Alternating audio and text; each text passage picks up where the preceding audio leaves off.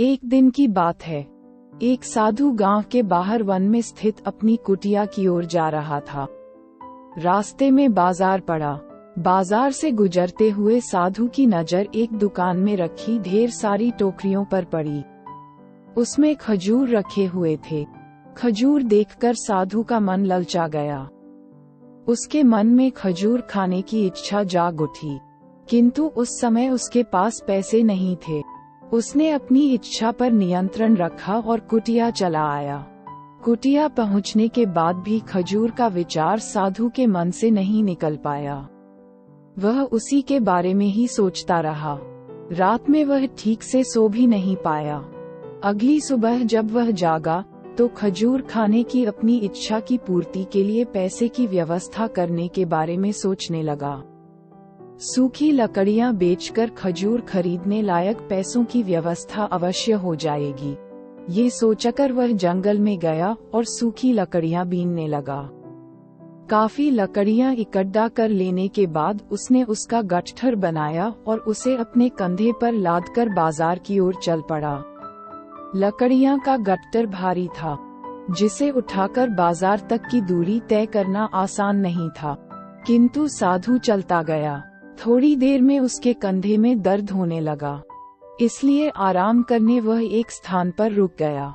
थोड़ी देर आराम कर वह फिर से लकड़ियां उठाकर चलने लगा।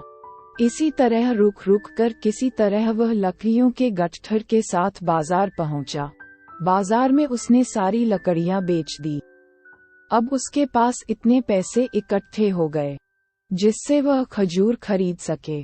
वह बहुत खुश हुआ और खजूर की दुकान में पहुंचा। सारे पैसों से उसने खजूर खरीद लिए और वापस अपनी कुटिया की ओर चल पड़ा। कुटिया की ओर जाते जाते उसके मन में विचार आया कि आज मुझे खजूर खाने की इच्छा हुई। हो सकता है कल किसी और वस्तु की इच्छा हो जाए। कभी नए वस्त्रों की इच्छा जाग जाएगी, तो कभी अच्छे घर की, कभी स्त्री और बच्चों की, तो कभी धन की। मैं तो साधु व्यक्ति हूँ, इस तरह से तो मैं इच्छाओं का दास बन जाऊंगा। यह विचार आते ही साधु ने खजूर खाने का विचार त्याग दिया। उस समय उसके पास से एक गरीब व्यक्ति गुजर रहा था। साधु ने उसे बुलाया और सारे खजूर उसे दे दिए। इस तरह उसने स्वयं को इच्छाओं का दास बनने से बचा लिया।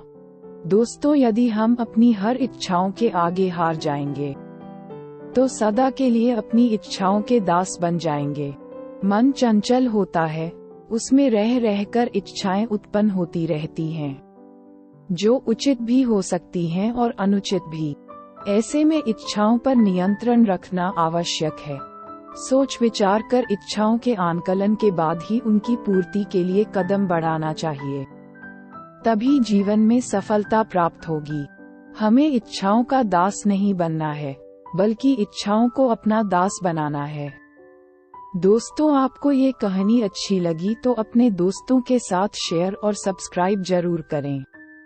धन्यवाद।